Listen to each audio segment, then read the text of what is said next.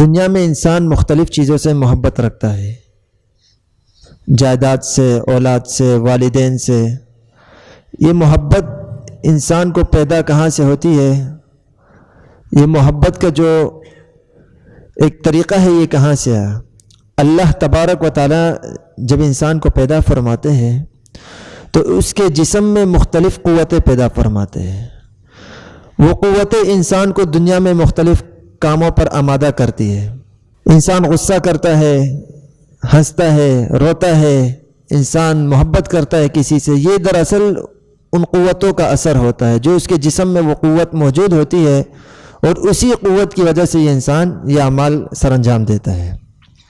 تو انہی قوتوں میں سے ایک قوت جو اللہ تبارک و تعالیٰ نے پیدا فرمائی ہے اسے قوت شہوانیہ کا نام دیا جاتا ہے۔ قوت شہوانیہ، یہ قوت انسان کے جسم میں موجود ہوتی ہے، اور اسی کا اثر اور نتیجہ یہ ہوتا ہے کہ انسان دوسری چیزوں سے محبت کرنے لگتا ہے۔ چنانچہ جب بچہ پیدا ہوتا ہے، اعضاء اس کے کمزور ہوتے ہیں، تو اسی طرح جیسے اس کے اعضاء کمزور ہوتے ہیں تو اس کی قوت بھی کمزور ہوتی ہے، تو اس کے محبت کا جو دائرہ کار ہے وہ بھی کمزور ہوتا ہے، ایک محدود ہوتا ہے۔ چنانچہ بچے کو آپ دیکھتے ہو، بچپن میں وہ غذا سے محبت رکھتا ہے، اور اس کے خیال میں اس کی دنیا یہی غذا ہوتی ہے، غذا سے اس کو محبت ہوتی ہے۔ پھر آہستہ آہستہ جب یہ بچہ عمر اس کی بڑھتی ہے تو آہستہ آہستہ اپنے والدین سے محبت کرتا ہے، بہن بھائیوں سے محبت کرتا ہے۔ کیوں؟ اس کی وہ قوت ذرا مضبوط ہوتی جاتی ہے، تو جیسے جیسے اس کی قوت مضبوط ہوتی جاتی ہے تو اس کی محبت کا دائرہ کار بھی بڑھتا جاتا ہے۔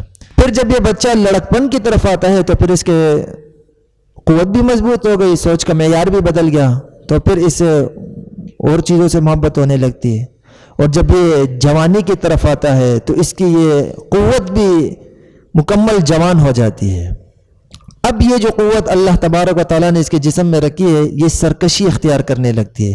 اب یہ جو قوت ہے یہ اسے گمراہی کی طرف لے جاتی ہے، اور اس کے ذہن میں عجیب عجیب خیالات لاتی ہے کہ فلاں چیز سے محبت کرو، فلاں چیز سے محبت کرو۔ یہاں پر اللہ تبارک و تعالیٰ نے انسان کو ایک اور قوت بھی دی ہے جسے ہم عقل کا نام دیتے ہیں۔ یہ عقل کیا کرتی ہے کہ وہ اس انسان کے اس قوت کو کنٹرول کرتی ہے اور انسان کی رہنمائی کرتی ہے کہ بھئی اس چیز سے محبت نہیں کرنا، اس چیز سے محبت کرنی ہے، اس سے محبت نہیں کرنی، یہ آپ کے لیے نقصان دہ ہے، یہ آپ کے لیے فائدہ مند ہے۔ چنانچہ اگر انسان عقل کو استعمال میں لاتا ہے اور عقل کی مانتا ہے تو پھر یہ ہر اس چیز سے محبت چھوڑ دیتا ہے جو بے فائدہ ہے اور جن کی محبت ختم ہونے والی فانی ہے، تو ایسی چیزوں سے محبت انسان چھوڑ دیتا ہے اور ان چیزوں سے محبت کرنے لگتا ہے جو اس کے لیے مفید ہو اور ہمیشہ رہنے والی اور فائدے والی چیز ہو۔ لیکن اگر انسان عقل کا استعمال چھوڑ دے اور صرف اپنی اس قوت کا استعمال کرے اور اسی طرح اس قوت کو استعمال میں لا کر یہ انسان عمل پیرا ہو، تو پھر اسے دنیا میں عجیب عجیب چیزوں سے محبت ہونے لگتی ہے۔ پھر یہ مال سے محبت کرتا ہے، جائیداد سے محبت کرنے لگتا ہے، گاڑیوں سے محبت کرنے لگتا ہے، اور اس میں جنون کی حد تک چلا جاتا ہے، اور آہستہ آہستہ پھر یہ دنیا کا ہو کے رہ جاتا ہے اور آخرت سے ہاتھ دھو بیٹھتا ہے۔ آدم علیہ السلام کا جب انتقال ہوا تو شیث ابن آدم کی اولاد نے ان کی لاش ایک پہاڑ میں رکھ دی جا کے، اور پھر یہ لوگ جا کے اس پہاڑ میں جاتے تھے تعظیم کی وجہ سے کہ یہاں آدم علیہ السلام کی لاش ہے، اور اس پہاڑ کا چکر لگاتے تھے، وہاں جاتے رہتے تھے۔ تو قابیل کی اولاد میں ایک بندہ کھڑا ہوا اور اس نے ان لوگوں کے ذہنوں میں یہ خیال ڈالا کہ بھئی یہ لوگ تو آدم علیہ السلام کی لاش کے گرد چکر لگاتے ہیں، جاتے رہتے ہیں، اس کی تعظیم کرتے ہیں، آپ لوگوں کے پاس کیا ہے؟ چنانچہ اس نے ان لوگوں سے کہا کہ دیکھو آپ لوگوں کے ہاں بڑے بڑے اللہ والے لوگ گزرے ہیں جن کے نام قرآن میں اللہ نے ذکر کیے، ود، سوا، یغوث، نصر، یہ سارے نام سورہ نوح میں موجود ہیں۔ کہا کہ یہ آپ لوگ کے بڑے بڑے بزرگ تھے، یہ بھی انتقال کر چکے ہیں، آپ لوگ ایسے کرو ان کی مورتیاں بنا دو، ان کے بت بنا دو، اس سے فائدہ یہ ہوگا کہ آپ ان کو دیکھو گے تو آپ کو جو ہے نا اللہ یاد آئے گا، ان بزرگوں کی یاد تازہ ہوگی۔ تو آہستہ آہستہ کر کے ان کو اس کام کی طرف آمادہ کر دیا۔ اب ان لوگوں نے مورتیاں بنا دی ان بزرگوں کی، اور ان کو دیکھتے تھے اور بس تعظیم کی نیت سے دیکھتے تھے اور پھر واپس آ جاتے تھے۔ یہ نسل ختم ہو گئی۔ جب اگلی نسل آ گئی دنیا میں، ان کے ذہن میں پھر شیطان نے خیال ڈالا کہ دیکھو آپ سے جو پہلے آپ کے آباء و اجداد تھے انہوں نے یہ مورتیاں بنائی ہے، ویسے تو نہیں بنائی ہوگی، ظاہر اس کا کوئی فائدہ ہوگا، اور آہستہ آہستہ ان کو یہ باور کرایا کہ دیکھو یہ بڑے اللہ والے لوگ تھے، آپ ان کی تعظیم کرو، یہ اللہ کے ہاں آپ لوگوں کی سفارش کریں گے. تو آہستہ آہستہ ان کے ذہن میں یہ خیال ڈالا اور وہ لوگ آہستہ آہستہ اس کی تعظیم کرنے لگ گئے. اس طرح جب نسل در نسل لوگ آتے گئے تو شیطان ان کو مزید اس گناہ میں مبتلا کرتا گیا اور آخرکار دنیا میں بت پرستی شروع ہو گئی. کیوں؟ کیونکہ انسان نے اپنی عقل کو ایک سائڈ پہ رکھا اور اس قوت کو، محبت کو صرف سامنے رکھا اور ان بزرگوں کے محبت میں آ کے ان کے بت بنا دیے. تو اس کا نتیجہ یہ ہوا کہ آج دنیا میں بت پرستی عام ہے. حالانکہ اگر ایک عقل مند انسان اپنی عقل کو سامنے رکھ کے سوچے تو اس کا ذہن کہاں مانتے ہے کہ انسان اپنے ہاتھ کا بت بنائے اور اسی کے سامنے سجدہ کرے. لیکن جب انسان نے عقل کو سائڈ پہ رکھا اور اس قوت شہوانیہ کو سامنے رکھا اور اندھی محبت میں مبتلا ہو گیا تو اس کا پھر یہ نتیجہ نکلا. ظاہر سی بات ہے جب ایک انسان عقل کو سائڈ پہ رکھے گا اور قوت شہوانیہ سے کام لے گا تو پھر وہ دنیا میں جائیداد سے محبت کرے گا، مال سے محبت کرے گا، اولاد کی محبت میں گرفتار ہو جائے گا اور پھر وہ آہستہ آہستہ جو اپنا اصلی مقصد جو اللہ تبارک و تعالیٰ نے انسان کو جس مقصد کے لیے دنیا میں بھیجا ہے وہ چھوڑ دے گا. وہ کیا مقصد ہے؟ اللہ تبارک و تعالیٰ نے اس مقصد کی وضاحت کی. وَمَا خَلَقْتُ الْجِنَّ وَالْإِنسَ إِلَّا لِيَعْبُدُونَ. اللہ فرماتے ہیں میں نے انسان اور جنات کو اس لیے پیدا کیا کہ وہ میری عبادت کرے. اصل پیدائش کا مقصد یہ تھا. دنیا میں انسان جتنے اعمال کرتا ہے، جتنے افعال کرتا ہے، 3 قسمیں ہیں اس کی. ایک تو وہ اعمال ہے جو اس کو آخرت میں فائدہ دیتے ہیں. نماز پڑھتا ہے، روزے رکھتا ہے، زکوٰۃ، حج وغیرہ، قربانی، یہ سارے وہ اعمال ہے جو انسان کو آخرت میں فائدہ دیں گے اور یہ اعمال تو کرنا لازمی ہے، انسان پر فرض ہے. دوسرے جو یہ اعمال کرتا ہے یہ وہ اعمال ہے جو آخرت میں تو اس کو فائدہ نہیں دیتے لیکن دنیا میں اس کے لیے فائدہ مند ہوتے ہیں. کھانا پینا ہو گیا، ورزش ہو گئی، چلنا پھرنا ہو گیا، روزگار کرنا ہے، پیسے کمانا، یہ وہ اعمال ہے جو آخرت میں تو انسان کو فائدہ نہیں دیتے لیکن دنیا میں اس کے لیے یہ کام ضروری ہے. لیکن اگر ان کاموں میں بھی انسان اگر نیکی کی نیت کر لے تو اس کے لیے یہ کام بھی ثواب کا ذریعہ بن جاتے ہیں.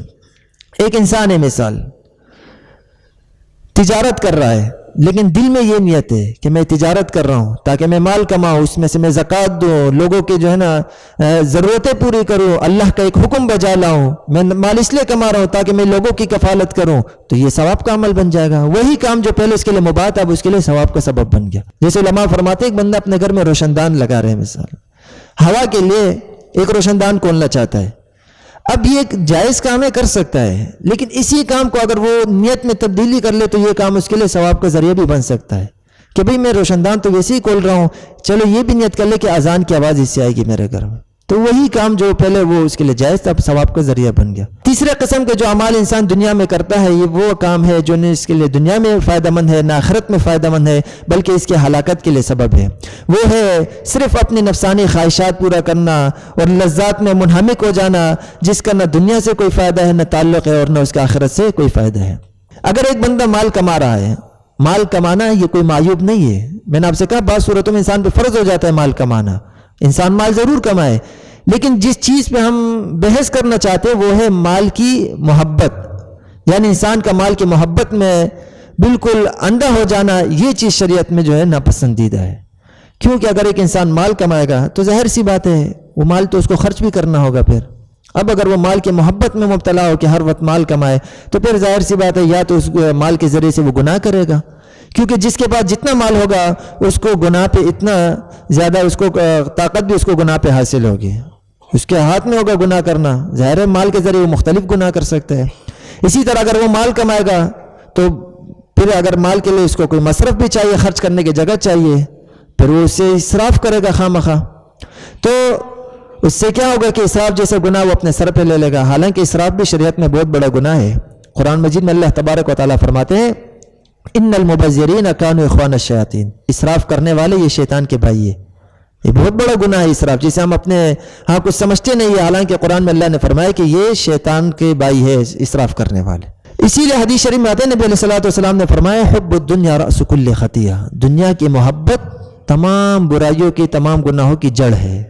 کیوں؟ کیونکہ میں نے آپ سے کہا کہ انسان جب مال کمائے گا، زیادہ مال کمائے گا اور اس کی محبت میں مبتلا ہوگا تو پھر ظاہر مال جب کمائے گا اور اس کی محبت میں بالکل اندھا ہو جائے گا، پھر مال خرچ بھی کرے گا اور اس سے وہ طرح طرح کے گناہ سر انجام دے گا. اس کے برخلاف اگر ایک انسان جس کے پاس مال نہ ہو، بقدر ضرورت مال ہے، اپنی ضرورتیں پوری کر رہا ہے مال کے ذریعے، باقی وہ مال کی محبت میں مبتلا نہیں ہے، مال نہیں کما رہا ہے زیادہ، تو بعض ایسے گناہ جو وہ کرنا بھی چاہتا ہے لیکن اس کو طاقت حاصل نہیں ہوگی تو بہت سارے گناہوں سے وہ بچ جائے گا۔ یہ تو اس کا ایک نقصان ہے دنیا کی محبت میں مبتلا ہونے کا۔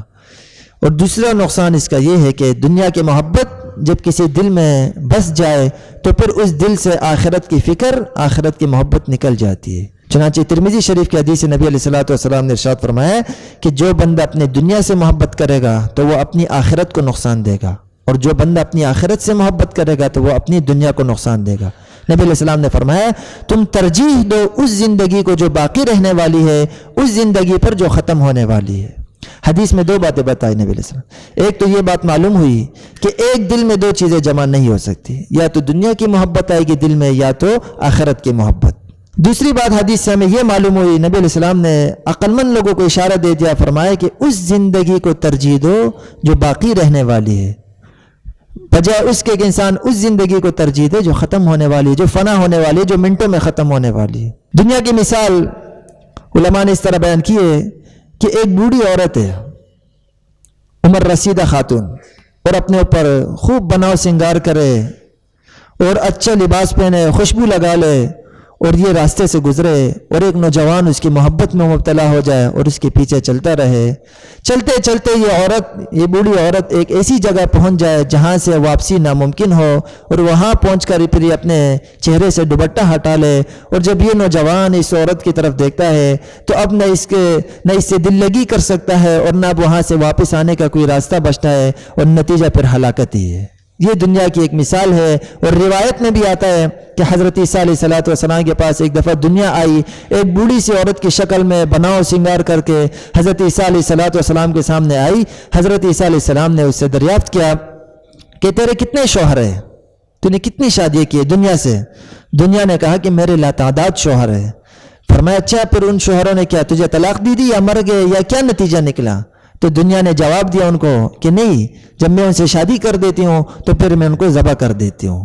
تو حضرت عیسیٰ علیہ السلام نے فرمایا کہ پھر تیرے شوہروں کی خرابی ہے، ان کا نقصان ہے، ان کی غلطی ہے کہ جب وہ یہ انجام دیکھتے ہیں اور پھر بھی تیرے سے شادی رچاتے ہیں۔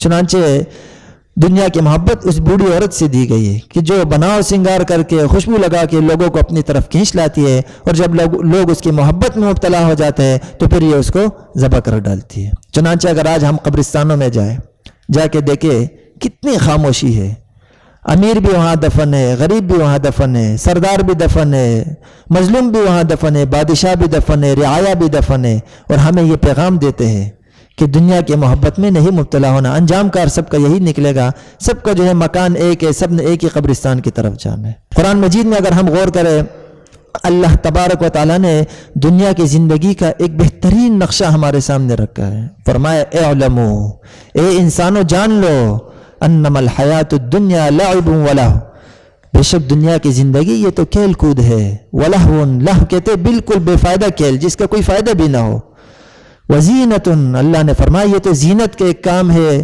وتفاخر، ایک دوسرے پہ فخر کرنا، وتکاثر فی الاموال والاولاد، مال و اولاد میں ایک دوسرے پہ فخر کرنا، ایک کہے میرا مال زیادہ ہے، دوسرا کہے میرا مال زیادہ ہے۔ اللہ نے فرمایا دنیا کی تو یہی زندگی ہے۔ آیت میں اگر ہم غور کریں اللہ تبارک و تعالیٰ نے ایک عجیب ہمارے سامنے دنیا کا منظر پیش کیا۔ انسان کی زندگی میں غور کرے تو سب سے پہلے انسان پہ بچپنا آتا ہے، تو اللہ نے فرمایا انما الحیات الدنیا لعب ولہو، دنیا کی زندگی کھیل کود ہے۔ بچپن میں یہی ہوتا ہے نا، کھیل کود، انسان کھیل کود میں مبتلا ہے۔ پھر آہستہ آہستہ انسان جب جوانی کی طرف آتا ہے تو اس کا معیار، سوچ کا معیار بدل جاتا ہے۔ تو اللہ نے کیا فرمایا؟ وزینت، جوانی میں کیا انسان زینت میں مبتلا رہتا ہے، اچھا لباس پہنو، اچھے کپڑے پہنو، اچھے دوست رکھو، اچھا مکان لو، انسان اسی چیز میں مبتلا رہتا ہے۔ اللہ نے فرمایا زینت، دنیا میں یہی چل رہا ہے، زینت جوانی میں، اور وتفاخر، اور فخر کرنا، ایک ہے میرے پاس یہ ہے، میرے پاس یہ ہے، ایک دوسرے پہ فخر کرنا، یہ جوانی کے انسان کے کام ہوتے ہیں۔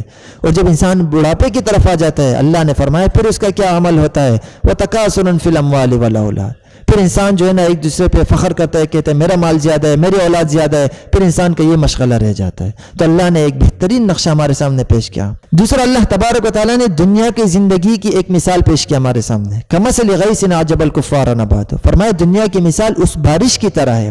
جب وہ بارش کسی زمین پہ برستی ہے تو وہاں جب فصل اگتی ہے تو وہ جو کاشتکار ہوتا ہے اس فصل کو دیکھ کے خوش ہو جاتا ہے۔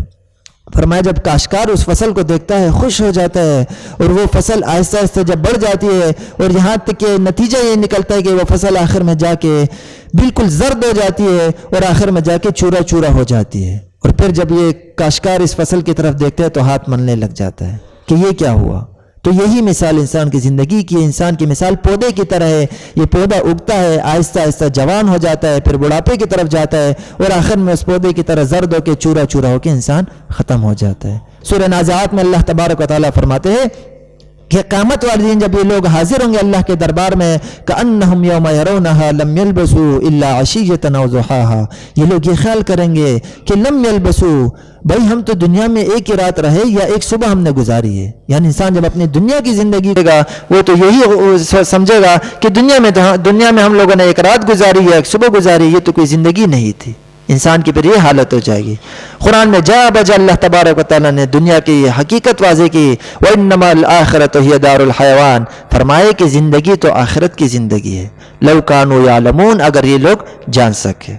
تو دوسری جگہ اللہ تبارک و تعالیٰ فرماتے ہیں یا ایھا الناس ان وعد اللہ حق فلا تغرنکم الحیات الدنیا، اے لوگو بے شک اللہ کا وعدہ سچا ہے، قیامت آنے والی ہے، قیامت آئے گی، فلا تغرنکم الحیات الدنیا، دنیا کی زندگی تمہیں دھوکے میں نہ مبتلا کر دے۔ دنیا ایک آزمائش ہے، اسے انسان آزمائش سمجھے، اللہ کی طرف سے ایک امتحان سمجھے۔ یہ ایک خواب ہے، فرق یہ ہے کہ ہم خواب جب دیکھتے ہیں آنکھیں بند کر کے خواب دیکھتے ہیں، دنیا میں ہم آنکھیں کھول کے خواب دیکھ رہے ہیں، اور ہمارا خواب کب ختم ہوتا ہے جب ہم آنکھیں کھولتے ہیں، اور یہاں خواب تب ختم ہوگا جب ہماری آنکھیں بند ہو جائے گی۔ یہ دنیا کی ایک حقیقت ہے۔ الہاکم التکاثر، اے لوگو تمہیں کثرت نے غفلت میں ڈال دیا، تمہیں کثرت نے ہلاک کر دیا۔ کثرت، ایک کہتا ہے میرا مال زیادہ ہے، دوسرا کہتے ہے میرا مال زیادہ ہے، میری اولاد زیادہ ہے، میری اولاد، میری جائیداد زیادہ ہے۔ اللہ نے فرمایا الہاکم التکاثر، اس چیز نے، اس کثرت نے تمہیں ہلاکت میں ڈال دیا، حتی زرتم المقابر، یہاں تک کہ تم نے جا کے قبروں کی زیارت کی، یعنی یہاں تک کہ تم مر گئے اور زندگی اسی چیز میں گزارتے رہے۔ ایک کہتا ہے میرا مال زیادہ ہے، دوسرا کہتا ہے میرا مال زیادہ ہے۔ اللہ نے فرمایا کہ الہاکم، یہ چیز تمہیں ہلاکت میں ڈال دے گی۔ حدیث شریف، بخاری شریف کی حدیث، نبی علیہ الصلوۃ والسلام نے فرمایا کہ اگر انسان کو، ابن آدم کو اگر ایک وادی مل جائے سونے کی، وادی، پوری وادی اگر سونے کی مل جائے، فرمایا وہ دل میں خواہش اور تمنا کرے گا کہ مجھے ایک اور وادی مل جائے۔ یہ انسان کی ایک طبیعت ہے، انسان کی ایک فطرت ہے، وہ تو یہی خواہش کرے گا کہ کاش ایک اور مل جائے۔ نبی علیہ السلام نے فرمایا کہ انسان کا جو منہ ہے اس کو قبر کی مٹی ہی بھر سکتی ہے اور اس کو کوئی چیز نہیں بھر سکتی، اور فرمایا کہ اللہ تبارک و تعالیٰ اس شخص کی توبہ قبول کرتا ہے جو اللہ کی طرف رجوع کرتا ہے۔ دنیا سے محبت مت کرنا، فتکونوا من الخاسرین، پھر تم خسارے میں چلے جاؤ گے، ہلاکت میں چلے جاؤ گے۔ وہ شاعر کہتا ہے نا، تجھے پہلے بچپن نے برسوں کھلایا، جوانی نے پھر تجھ کو مجنوں بنایا، بڑھاپے نے پھر آ کے کیا کیا ستایا، اجل کر دے گی تیرا سب بالکل صفایا، جگہ جی لگانے کی یہ دنیا نہیں ہے، یہ عبرت کی جا ہے تماشا نہیں ہے۔ لقمان حکیم کے بارے میں آتے ہیں، بڑے دانا آدمی تھے، اپنے بیٹے کو نصیحت کرتے تھے، کہتے تھے دنیا یہ ایک سمندر ہے، اگر اس میں آپ جاؤ گے تو ڈوب جاؤ گے۔ فرمایا اپنے دل اور اپنے لیے تقوی کو سواری بنا لو، اور تقوی کی سواری پہ سوار ہو کے دنیا کے سمندر میں جاؤ گے تو پھر بچ جاؤ گے، وگرنہ اس کے بغیر اگر اس سمندر میں جاؤ گے تو ہلاکت ہی ہلاکت ہے۔ اسی لیے علماء فرماتے ہیں کہ دنیا یہ ایک سمندر ہے اور ہمارا دل یہ ایک کشتی ہے۔ جب تک یہ کشتی اس سمندر کے اوپر جائے گی تو یہ کشتی محفوظ رہے گی، اور جب یہ سمندر کا پانی اس کشتی کے اندر آ جائے گا تو یہ کشتی ڈوب جائے گی۔ دنیا میں انسان پر حقوق ہے، واجبات ہے، مالی حقوق ہے، کچھ بدنی حقوق ہے، تو اس کے لیے مال کمانا تو ضروری ہے، لیکن یہاں ہماری بحث ہو رہی دنیا کی بے جا محبت سے کہ یہ شریعت میں ناپسندیدہ ہے۔ لہٰذا اگر ایک بندہ مال کما رہا ہے ضرورت کے لیے بہت اچھی بات ہے، لیکن جو مال کے جو حقوق ہے اس کی ادائیگی وہ اپنے اوپر لازم کر رہے ہیں۔ مال کے کیا حقوق ہے؟ اللہ تبارک و تعالیٰ فرماتے ہیں لئن شکرتم لازیدنکم، اگر شکر کرو گا میں زیادہ دوں گا۔ شکر وہ لازم ہے، مال کا حق یہ ہے کہ اللہ کا شکر ادا کرے، مال کے حقوق میں سے یہ ہے کہ زکوٰۃ ادا کرے، غریبوں پر رحم کرے، جو مالی حقوق ہے انسان وہ ادا کرتا رہے۔ لیکن اگر ان تمام باتوں کے باوجود اگر ایک بندہ دنیا کی محبت میں مبتلا ہے تو اس کا علاج کیا ہے؟ کس طرح وہ اپنے دل سے محبت نکالے؟ اس کے لیے علماء نے یہ علاج لکھا ہے کہ سب سے پہلے اس کا علاج یہ ہے کہ انسان جب روزانہ رات کو بستر پہ جائے تو ایک دفعہ لازمی ہے کہ وہ اپنے سامنے موت کو رکھے اور یہ خیال کرے کہ جس طرح میرا آج کا دن سورج طلوع ہوا اور چلتے چلتے آج میری رات ہو گئی، تو اسی طرح ایک دن میری زندگی کی بھی رات ہو جائے گی اور مجھے اس دنیا سے جانا ہے۔ انسان اپنے سامنے موت کو رکھے اور پھر اپنے اعمال کو سامنے رکھے اور یہ استحضار کرے اور اپنے سامنے کہ موت نے جب ایک دن برحق آنا ہے تو پھر میں نے اس فانی دنیا پہ کیا کرنا ہے، کیونکہ موت سے کسی کو انکار نہیں۔ کل نفس ذائقۃ الموت، اللہ نے فرمایا ہر نفس ہر جان نے موت کا ذائقہ چکھنا ہے۔ ایک علاج تو یہ ہے کہ انسان روزانہ رات کو سوتے وقت ایک دفعہ اپنے سامنے موت کو لازمی رکھے۔ دوسرا علاج اس کا یہ ہے کہ انسان ہر وقت یہ کوشش کرتا رہے، یہ سوچتا رہے کہ یہ جو دنیا کی زندگی ہے جس کے لیے میں نے اپنا پورا جسم وقف کر دیا، اپنا پورا ٹائم میں نے اس کے لیے نکال دیا، یہ زندگی میرے لیے کتنے فائدہ مند ہے؟ کیا یہ قبر میں میری مدد کر سکتی ہے؟ آخرت کی گھڑی میں میری مدد کر سکتی ہے؟ آخرت کے جو پہلا سٹیپ ہے، جو پہلی گھڑی ہے قبر، وہاں جب آپ کی یہ دنیا مدد نہیں کر سکتی تو پھر انسان یہ سوچے کہ کیوں میں نے اپنے آپ کو اس دنیا کے لیے اتنا اپنے آپ کو اس دنیا کے محبت میں مبتلا کر دیا کہ سب چیزوں سے ہاتھ دھو بیٹھا۔ دعا ہے کہ اللہ تبارک و تعالی ہمیں دنیا کی محبت سے بچائے اور اللہ تبارک و تعالی عمل کی توفیق عطا فرمائے۔